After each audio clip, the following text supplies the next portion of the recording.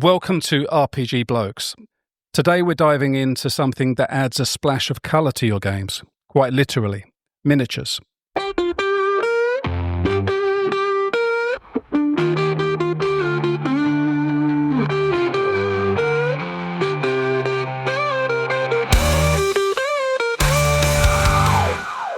None of us are experts with a brush, although we love what minis add to a game.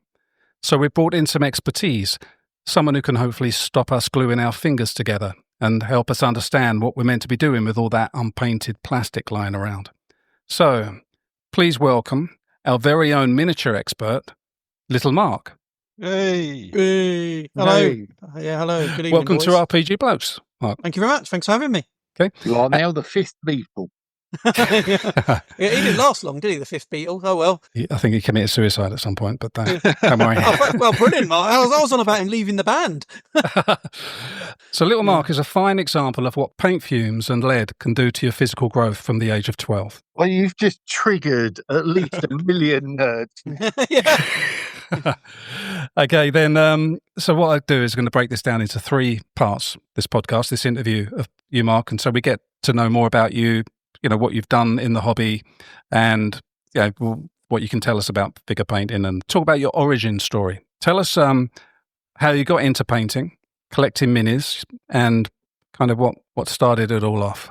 Yeah, so when I was, 13, 14, I was a lost little soul and I wasn't really doing much in my life. And I managed to go to a role-play game, which is where I bumped into you two, Mark and Steve. It was amazing. It was a chance to get out of the doldrums that I was in. Quite a poor family. So I played games for years with you guys until I ended up moving away, obviously. And I started to get into the painting part of it as well. And what I found when I was younger is that my release as such, to make me relax, to help my mind, was to paint figures, because for 2 to 3 hours I could just turn off from the stresses that are around me and just concentrate on one little thing. I'm a paramedic now, and so that can get quite stressy. So the ability just to sit down and just turn off for a little while is what keeps me sane, really, if I'm honest. So you started playing the games. I remember, when you first Yeah, I along. almost killed you on a pedal bike, didn't I? Oh, yeah, because your bike didn't have brakes. It was one of those It didn't need BMXs. brakes. It was a stunt bike. Yeah, well, it's good to know that before I accelerate off on it. Stunt bike by default from the sound. Yeah, Yeah. it was. Yeah. So you weren't painting figures right from the off, though, were you? Yeah, I was role playing for a long time, and then it was you guys that kind of helped me pick myself up and stuff like that. And I ended up getting a job with a company called Games Workshop, which I'm pretty sure our audience know about. I worked for them for a good 5 years, and then I got into painting models to a serious level and started to enter competitions and stuff like that. And that's where it built from there, really. So what now comes first for you, do you think, painting or playing? It's not something you've continued painting through a period of time. You've not been playing, haven't you? But initially it was the playing of the game first, the role playing games. Yeah, it's moved. Yeah, so originally it was the playing, and then obviously exactly as you said, I stopped playing for a while, and now I go to a lot of gaming events for a games workshop game called Blood Bowl, and I mainly enter the painting competition. That's why I go there, and thankfully I've won 5 major competitions through them. Yeah, I've done all right. Yeah. So just on Blood Bowl, your competitions have been won? Yeah. You enter a team of 11 to 16 players, and you go do a little scenery board, and they've all got to kind of follow a theme. And I paint them, and then I've ended up giving a few of them away as prizes. Actually, some of my teams and stuff for people that have difficulty painting. So you paint a team of 16 models, and then you go and play a competition with them. And what I've done is, after I've won the painting competition, I've ended up giving them away to people that have either can't paint or don't want to, or find it quite hard to do it. And so I just give them a bit of. It's not out of ego. It's just I remember when I went to workshop and stuff, you used to see these gorgeous painted models, and you could never get to the same level. So I thought I'd just give someone a chance and just give them a bit of some inspiration, and they have them. So I just paint them, pay for them, just give them away. We remember Blood Bowl being something that didn't even have miniatures to begin with, did it?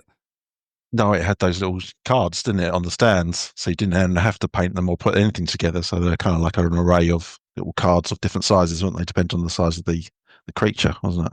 It's come a long way, isn't it, since then? No, I suppose he did trust people that they wanted to stick things together. Because I remember our first one we got, Mark. Do you remember we bought the Space Marine set, the early ones with the really pointy faces, and I remember being a little bit confused when they come in all these sprues and stuff, and you had to take them all out and glue them all together.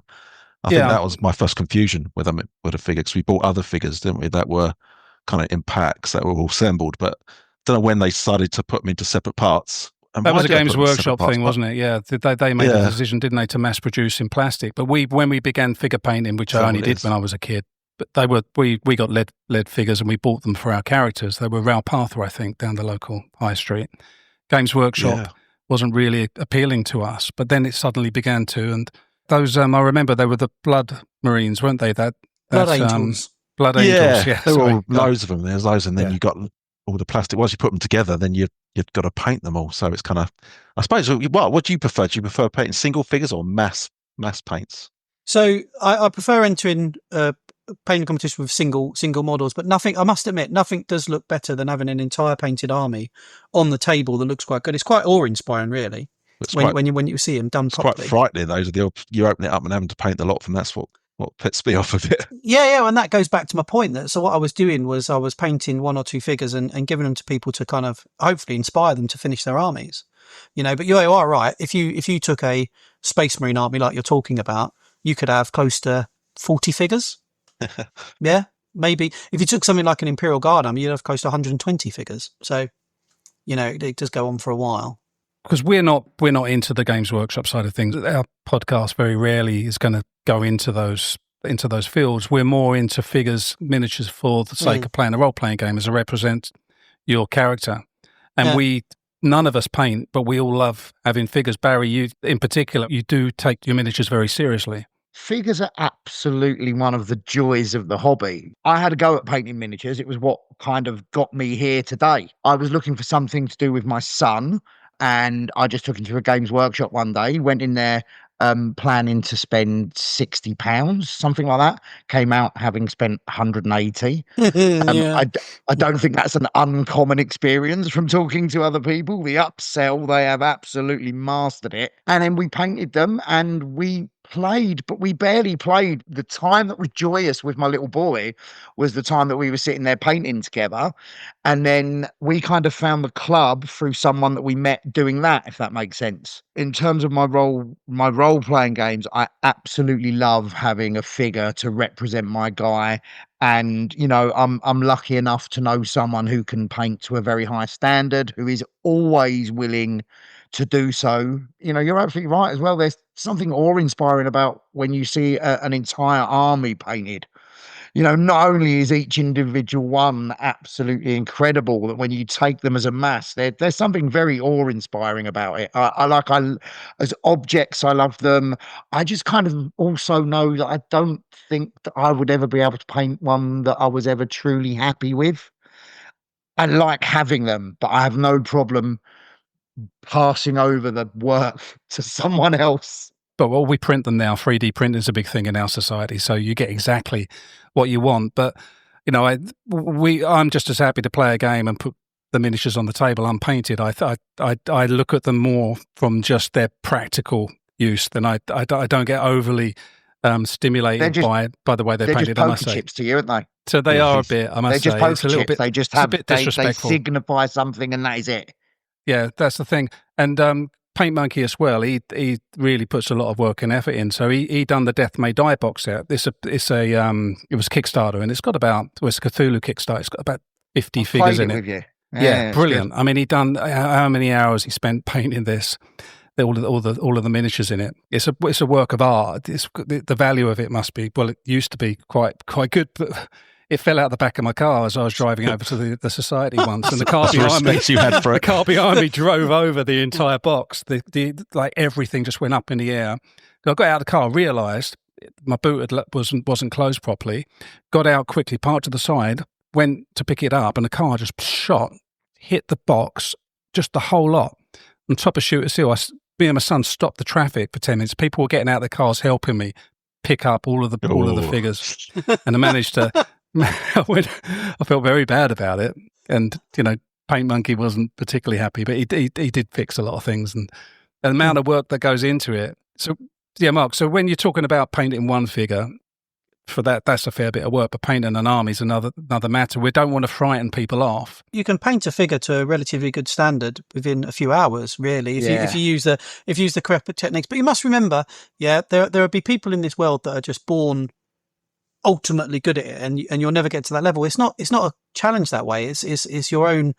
It's what inspires you, and you get to a level that you enjoy. That's all it really matters. You do get better the more you do it. Right? Yeah, it's like it's repetition, isn't it? Yeah. So the more you do it, the better you'll get. Like, can I echo that as well? Because when me and Charlie go, we did paint a few half decent ones every now and then. Do you know what I mean? And it's like, how do you feel now? One of the things that I think is really interesting about like people's skills and hobbies these days is that the experts are the most available that they've ever been. Yeah, you're right. Yeah, the access to the information that was happening when I was a workshop exists now. When I was back there, it was like you're certain that at one point they were taken off to some ancient monastery somewhere and taught some sort of ancient skill by monks where there's an earthquake and it's disappeared and no one ever knows again. Do you know what I mean? And it was like a kind of hidden process. But now you can, with a couple of clicks of a mouse, you can find relatively good tutorials. It's just practice. Honestly, it really is. It's practice. So a couple of hours, would everybody spend a couple of hours, do you think? Or is that just what an expert would spend? Or you could, if you had never painted a figure before, is a couple of hours enough time to put aside to get something you'd be happy with? Yeah, honestly. So with the models that we want to use in our role play games and stuff, they're very personal, aren't they? And and you want to put individual colours on them and stuff like that. So you don't need to follow any kind of trend. And as long as you put nice block colours on, it looks fine. It looks fine because you must remember that not everyone, when you're playing these role play games, you haven't got the model in front of your face, a couple of inches from your face, have you? It's on a table and you're sitting with your mates. Like, there's mostly half-speared cans of Coke and Doritos everywhere and stuff like that, So the model is more than arm's length away. It's only when you start entering competitions you have to start worrying about all the things that I worry about. Get the eyes perfect, you mean? Well, I have to paint for a competition. I not only have to paint the eye, I have to paint the iris and the eye colour. Damn, that's the trouble. I just sort of stick some white blobs in there now. No, that'll do. No, not for you. I have to do everything. Yeah. John, you painted a lot.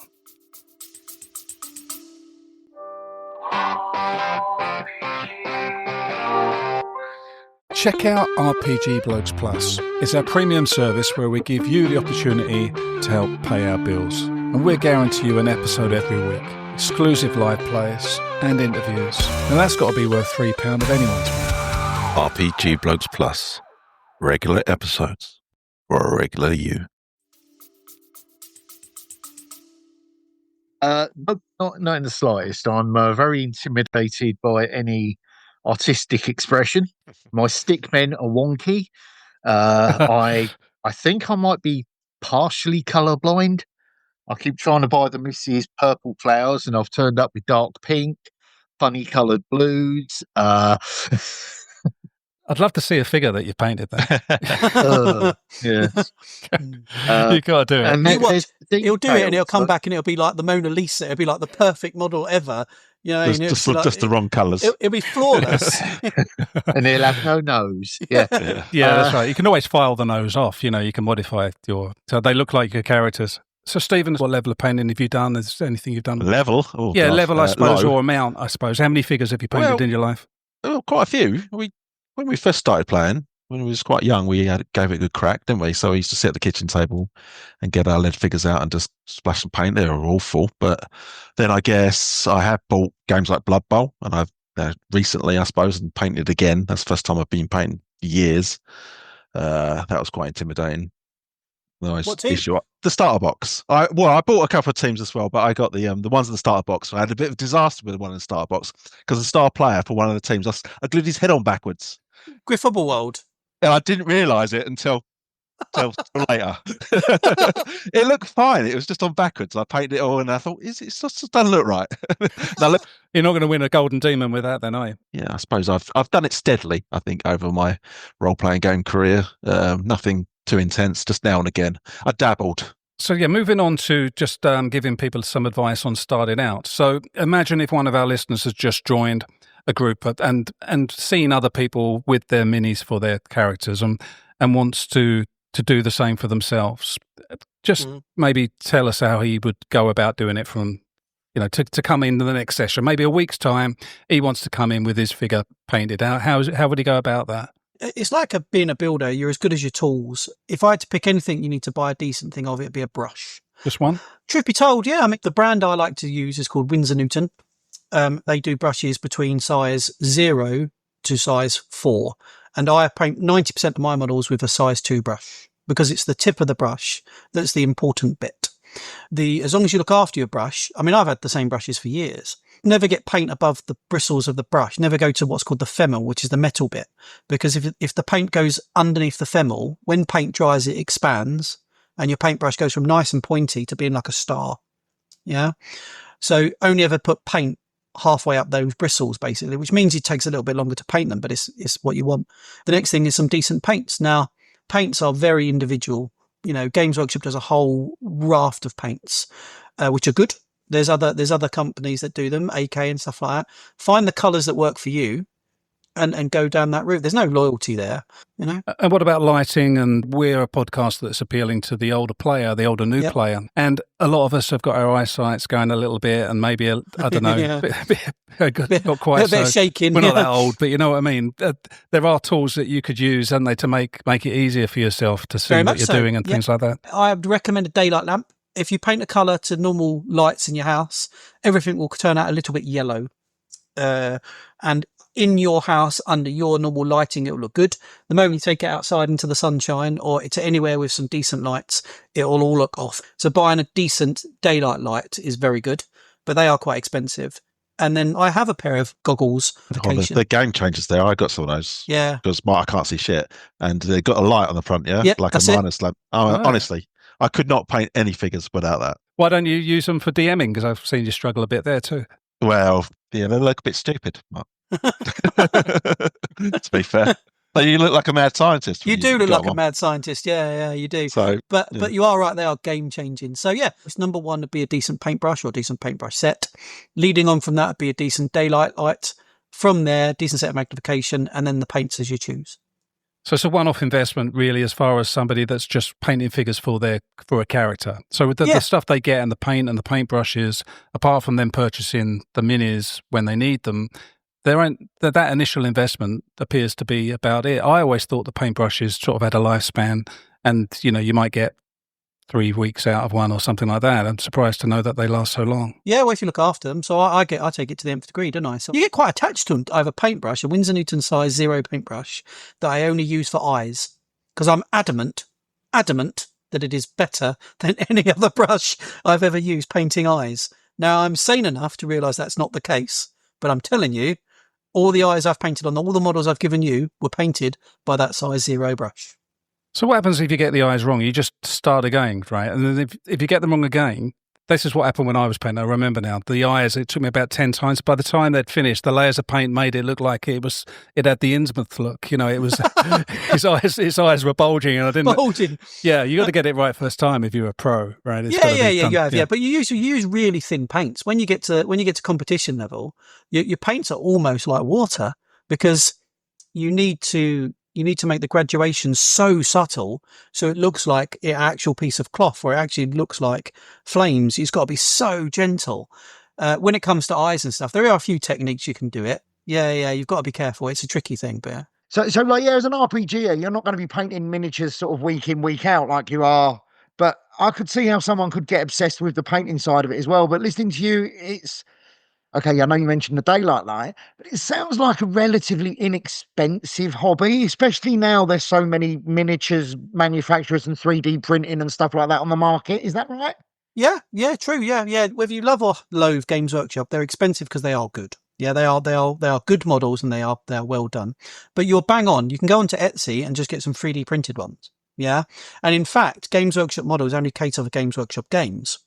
You'll be lucky if you find a Priest of Sigmar carrying a Warhammer with leather armor, prime example. It's too niche. You'd never. You've got a better chance of finding that than you ever finding Barry's Warlock, for instance. Correct. In Games You'd never find Barry, have you ever looked at Games Workshop stock when you're looking to have character figures, or is it somewhere you just don't go? No, because I've always known that they do their stuff exclusively. Yeah, and you'd have to buy a squad, wouldn't you, to get one model? No, absolutely. So. You said something much earlier on as well that I just wanted to circle back to, because I really liked it when you were talking about, being a bit of a wobbly young man. I remember it well myself. And you said just being able to focus on one small thing.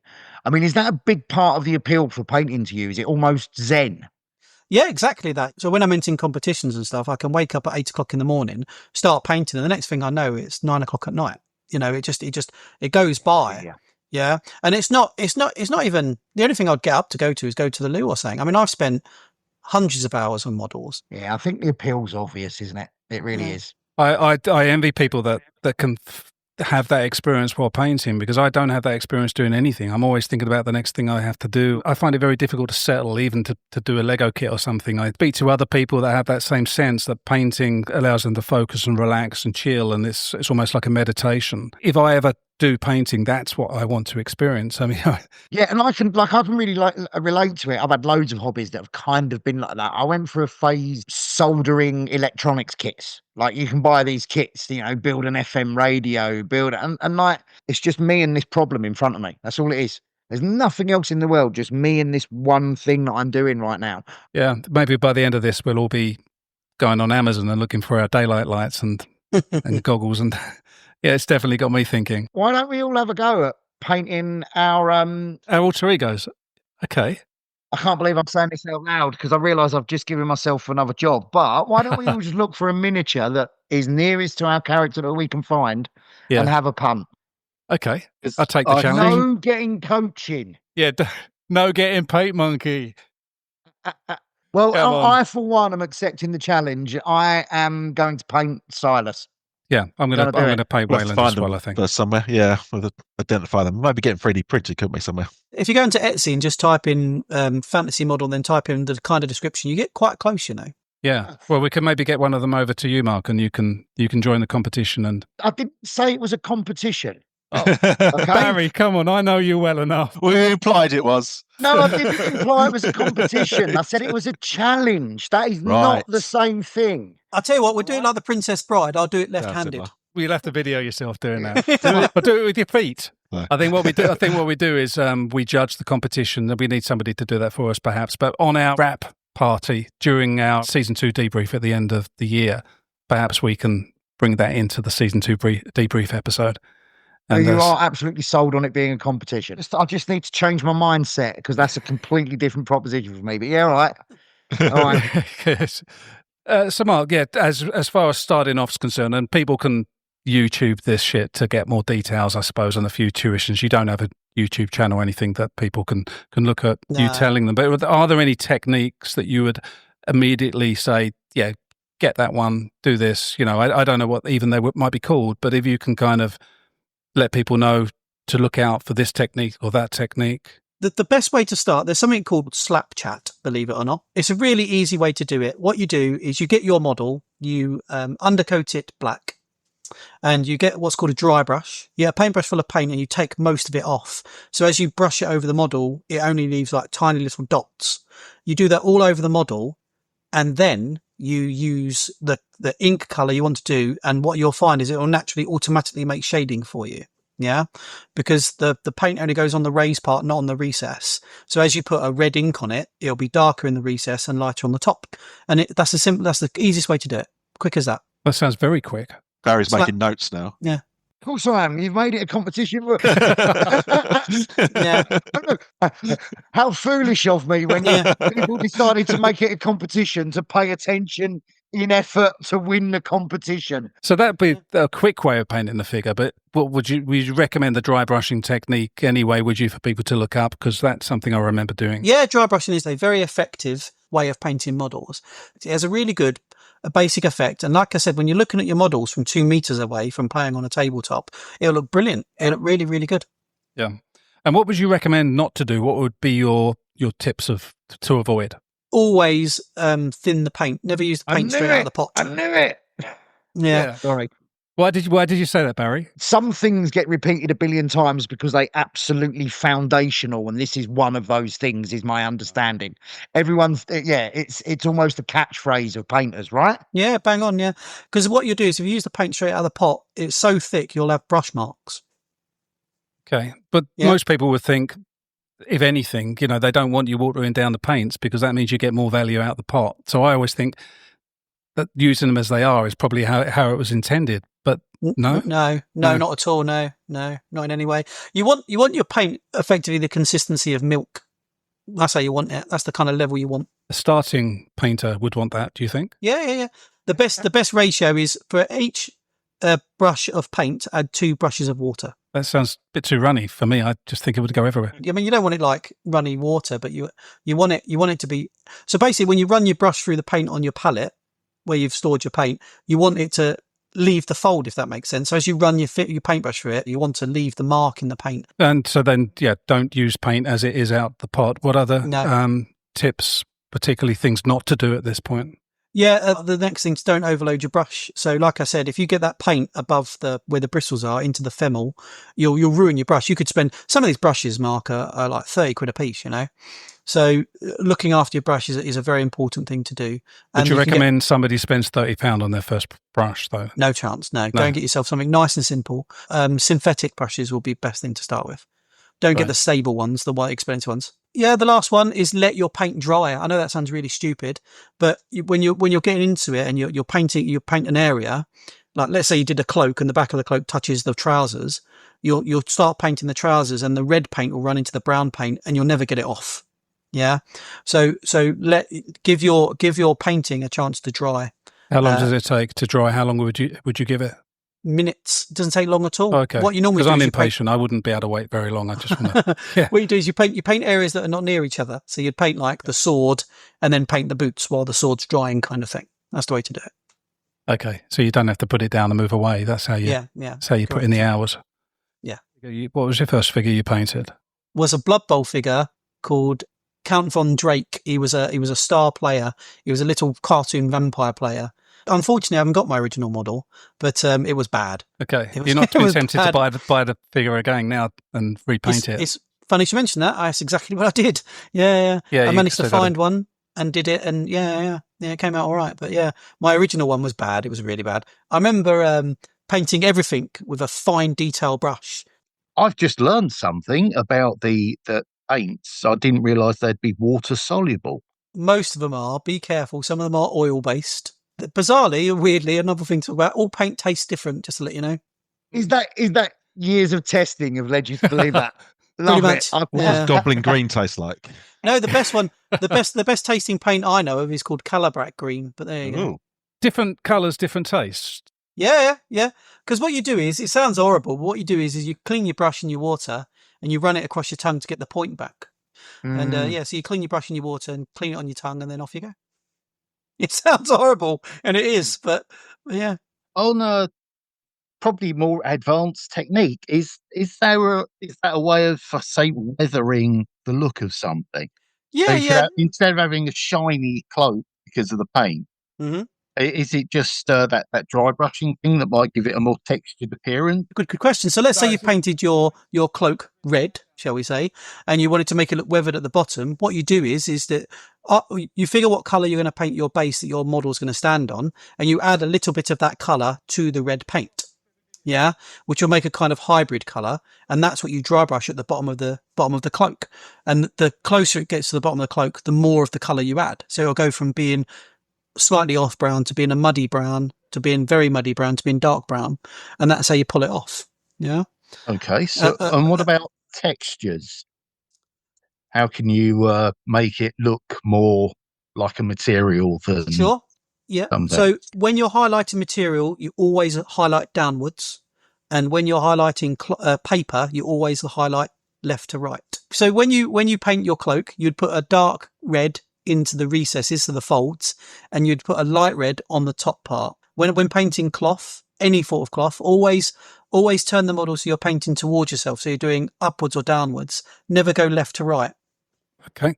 So we're going to move on to now the craft, a bit more kind of the advanced side of things. So, because we know, you've already spoken about entering competitions, particularly with the Blood Bowl, but you've had some experience with the Golden Demon as well. What is the Golden Demon, and tell us your experience with it? Yeah, sure. So Golden Demon is Games Workshop's premier painting competition. It is the one you want to win. It's the one that started in 1976, I think it was, when they did their first painting competition. It is very prestigious. The problem is there's 12 categories, and each category only has gold, silver, bronze. So there's only 3 winners. Well, you enter your model and you get a little piece of white card with your name on it underneath your model, and then you hope that you get through the first culling, shall we say. So what you do is that the lower staff, the people that just like the look of what they like the look of, will put a green sticker on your little bit of white paper. So you go back 6 hours later, 4 hours later, and you're desperate to see this little green sticker. And that means that the entries have been cut in half. So you've made the first culling, and that keeps going for 4 rounds, all the way down to 5. And when you get to 5, those ones are the chance of winning a Golden Demon trophy. Now, I've managed to get down to the 5 once only, and the model was photographed. I didn't win though. And that's what you're kind of hoping to happen. So talking about entry requirements, is it just they take your money and it doesn't matter how good you are as a painter, or do they demand a certain level of painting? No, it's open to everyone. Let's be honest, if you want to try and win this thing, you've got to be spectacularly good at it. But yeah, you pay your ticket to go to Golden Demon and you enter your model, and they'll always take it off you and they'll always put it in the cabinet. So they claim ownership of it, do they? If it wins, it becomes theirs. No. It's your model. Sometimes they take photographs of it and stick it in there, or they ask if they can borrow it and put it at what's called Weimar World in Nottingham, where the head office is. But for the next few hours, it's in a cabinet and people are taking photos of it and pointing at it and stuff like that. And it's quite exhilarating, really, in my little world of seeing these little stickers appear on your models as you slowly but surely make the judges' phases. Talking about those miniatures that you paint for those competitions, for Golden Demon, how long would it have taken you to paint that one that got into the final 5? How long did you spend on that? 150 hours. It was on a 33mm model, yeah. To give you an idea, the model was an Imperial Guard, which is a guy that wears a long leather coat. The leather that I painted used 13 colours of brown just to make it dark. But did anything more than the first 10 hours of that really make it any better? Oh, yeah. What you've got to do is you've got to make the folds and the changing colour seem seamless. So you do something called wet blending, which basically means you put a colour on so thinly that it'll make the two shades blend into one, and then you've got to leave it for a little while it dries, and then you've got to put it on again and again. And the problem is that once you've finished a certain area, if you get another colour accidentally on it because you lose concentration, you've got to go all the way back to the beginning, and everything has to be painted to that level. So this guy had he had like a rosarius around his neck that had to get 15 colours. He had a pistol that you could only see the grip of the pistol. I had to paint that 4 or 5 different colours to make it work. You zoom in so much to it that it's so important to get it right, and that's where your time goes. So Barry, how many hours are you going to spend on Silas after listening to that? 150, obviously. 151 minimum. Listen, gentlemen, I'm just going to put this out there. This motherfucker ain't working at the moment. Oh dear. I am time rich, let me tell you. However, I look forward to seeing it. Skill and talent short. So, potato. Okay. Also, sorry, I was just wondering, you put that figure in, it didn't win, but can you put it in the next year and try again? Yeah, so if you don't win a trophy, what you can do is you can take your model back, try and make... They used to give you feedback. When you got to the top 5, they used to give you feedback. They don't anymore. But you would take the figure back, and you generally get feedback from your peers, so you chat to the same guys. This is where Games Workshop has a problem with it, which I'll get to in a minute. But you take it back, you can rebase it and redo it. But once it's won a trophy, you can't re-enter it ever again. So once it's won something, silver, got a bronze, silver, gold, that's you done. If it hasn't won that, you can do it. And there has been people that have entered Golden Demon in America, say, with the model. So there's a guy that entered what's called a Lazarus. It's a Space Marine model, Dark Angel model. And he didn't get anywhere in Games Workshop UK, but won Games Workshop US. Okay. Yeah. It's all down to the judges of the day. They might not like your model there, but they like it somewhere else. It's very bizarre. Like, even if you really know what you're talking about, it still strikes me as being something sort of very personal, and that must include if you're judging other people's work. Yeah, it's what the judges want on the day, really. A prime example is 2 years ago, the guy that won the Slayer sword. So this is the ultimate prize. So you get bronze, silver, gold, and then all the golds got put into a final pot, and one of them wins it used to be handmade. It's not anymore, but you win what's called the Slayer sword, which is the ultimate trophy. And he won it with a model called a Skimp, which is a tiny little 23mm model with no conversion work. It was just painted to such a good level that he won. And there's been people that have taken 50 to 60 bits and made their own unique piece and massive dioramas and signature artwork. But then they didn't win. He did, so it's all about on the day who wins what, really. You could enter the best thing in the world. And if they're not looking for that on that day, you don't win. So there isn't categories as such. Anything goes. There is so it's to do with Games Workshop games. So there'll be like a Blood Bowl category, a Warhammer category, a 40k category, and stuff like that. But in each of those categories, there can only be 3 winners, and that's it. Right. And you mentioned to me outside of the podcast, quite often the same people do win repeatedly. I know this is on record, right? So if you want to slag anybody off in particular, now's the time to do it. Yeah. So here's the big problem with Golden Demon. I know them personally, or not personally. I'll speak to them. There's 7 Slayer Sword winners within the UK. Might be more now, and each of them enter each category once. So that means in each category there's 7 models won by people that have won the Slayer Sword, and you've got to compete against them. So the Slayer Sword keeps getting won by 5 people, and it's been won by the same 5 people for the last 10 years. And this is one of the problems with it. What they should do is that once you've won the Slayer Sword, that should be you. You've won. How high can you go? And there should be another competition running next to Golden Demon for the Slayer Sword winners only. Because I work a life, I've got kids, I've got bills, I've got stresses. These people, 150 hours to them is nothing. They spend 150 hours painting a hilt of a sword. The guy that won the last Golden Demon that's just finished stated that he spent 1,000 hours putting the model together. Well, that's just me with Blood Bowl teams, to Yeah. be fair. So I could compare. I could compete with that. Just to be clear, I draw the line at 1,000 hours. All right, you guys don't have to worry about that. Are you sure? I've got a chance then. The guy used over 90 different pieces of models to make his own unique wizard, and it's beyond belief. I bet at the end of it, he had his head stuck on the other way up. What these 7 people do, they talk to each other, so no one enters the same model. So one will enter an ogre, say, and the other, none of the others will enter an ogre, and then someone enters a tank, and no one enters the same tank.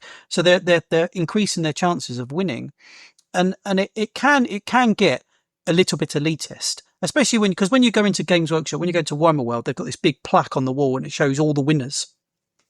And like I said, for the last 10 years, it's been the same blokes all the time. And so your suggestion, which sounds like an eminently sensible suggestion, that once you've won it, you can't win it again. Yeah. But I'm just double checking that I've understood your suggestion. But then there's an extra tournament, like a Champion of Champions. Yeah, imagine it. Imagine, so you can win the Slayer Sword, which is an actual sword. And if you win it, you can enter into Archaon's Shield. So you get to win a shield that goes with the sword. Go with a sword. Yeah, or you get your name printed on it, or something like that. Just some super elite competition. Could you imagine these people? It'd be like the Champions League. They'll be going Sweat of sweats, wouldn't it be?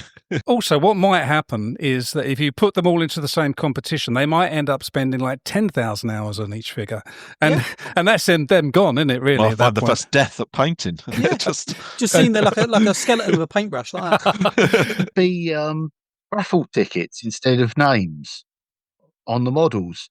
So that way people won't go, oh, that one's really good one. I know that guy. No, It's forgive blind, me when isn't I said name. The name is on it, but it's on the underside of it. But obviously, don't you know know. your model. Yeah. Yeah, and so they- now I have a Technically, it's a blind painting competition. But Right, I could pick Andy Wardle's models out in a 100 with a second. That's exactly what I was just about to ask. If this is your field of expertise, if you follow these guys closely, can you see their work without their name on it? Yeah, instantly. Yeah. Yeah, okay. Right. So it being blind is It's not really blind. No. Yeah, that leaves a bit of a funny taste in my mouth. John, I just want to ask you, no. how many hours are you going to put into painting Fact Hunt? I have real problems with art. I'm never Go on. going to be happy with it.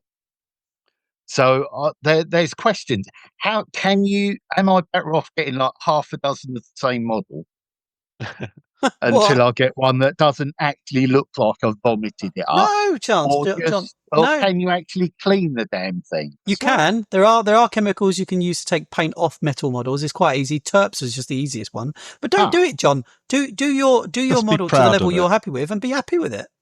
That's not how I work. But this is one of the things about hobbies, isn't it? It's like I really meant what I said earlier on when you were like, be proud of your work. I really like that, regardless of where you just be proud of your work. So you've already mentioned, Mark, about the community and how it becomes like at that level very cliquey and almost like a closed shop. How do you find the community in general? I've never had one person I've gone to talk to and say, "Oh, can you tell me what color you use there?" Or online when we're chatting about it, or you on their WhatsApp group or their Instagrams, and you just ask them. And most people are generally quite willing to tell you. The annoying thing is when they go, "Oh, it was easy. I use these 17 colors to make this color," and you're like, "Well, I haven't got them." But generally, most of them are really helpful. Yeah. I've never had if one you to reach out and ask for advice, there'd be plenty of it. you might feel intimidated to do it, but I mean, don't get me, there's always a rare one that's a bit of a knob, but for the most, it sounds egotistical, but we want to kind of spread the knowledge. The way I paint eyes, as a prime example, is mostly different to someone else's, and therefore I want to teach them how to do it. So it's just passing on the knowledge, really. But yeah, most of them are willing to talk to you. Hand on heart, I just wanted to discuss what the prize is going to be for the miniature painting competition. A sword. How about a little plastic sword or something? Yeah, I tell you what, I will paint up a Slayer sword, a little plastic sword. Yeah. We're a bunch of grown-up kids, aren't we? Eh? Got to have something to aim for. We'll think of a name for it, yeah. But that means you're judging us, Mark. Are you going to be the judge? I suppose that does make a lot of sense. So to round it up, I've got a couple more questions to you, Mark. One of the last ones is, what are you painting right now? Sure. So at the moment, I'm going to be painting my Golden Demon entry for me and the missus are going to Milwaukee in America in March the 16th to 15th. And I'm painting, you'd know what this is, Mark. I'm painting a Warhammer Fantasy Battle Knights Panther. Oh, very nice. Have you not started on it yet? There's nothing you No, I'm just getting it together now. There was a famous piece of artwork by John Blanche a few years ago I wouldn't say a few years, back in like the 1990s, of a Knights Panther rearing on a horse on a kind of cliff edge. And I'm going to do that. I know it. I know that art. Yeah. Yeah, it was on a White Dwarf magazine cover as well, wasn't it? That's it. I think. That is. Yeah. I'm going to be copying that. Yeah. So I bought the model. I've got that. I'm getting the base started. I'm going to give myself between now and March to paint it. So that's much effort I'm going to be putting into it. The barding of the horse, I'm going to paint normal metallic colours, but I'm going to try and paint in the metalwork some fleur-de-lis. So when you look at it close, the metalwork shows a kind of artwork in the metalwork. What competition is it you're going there for? So it's the American Adepticon's Golden Demon. I'm entering Adepticon in America. They just might like your style better than they've done over here. You might be able to get to the finals. Yeah, and I want to give Golden Demon one more goes. They do take a lot of time to do, and I've always liked that Knights Panther thing. And since playing our roleplay game, it's got me back into the idea of knights and stuff. And I've got everything ready. I'm going to start putting the model together, and putting the model together is going to take me 50 hours. Yeah, get the head round the right way. Yeah, head round the right way. Mold lines, kind of a mold line. One mold line I lost. Any mold line on it anywhere, and that's me out of the competition. Right. But you'd be able to see it there, wouldn't you? So you wouldn't stop until that had gone. Yeah, correct. Yeah. And I'm going to have to file it down properly and make sure it all fits and fill in the gaps and all that sort of stuff. Did note down something. I was going to ask about, does size matter when it comes to the figure? Well, now, yeah, you go. So the skink that won the Golden Demon sword 3 years ago, is 22 millimeters high. It's tiny.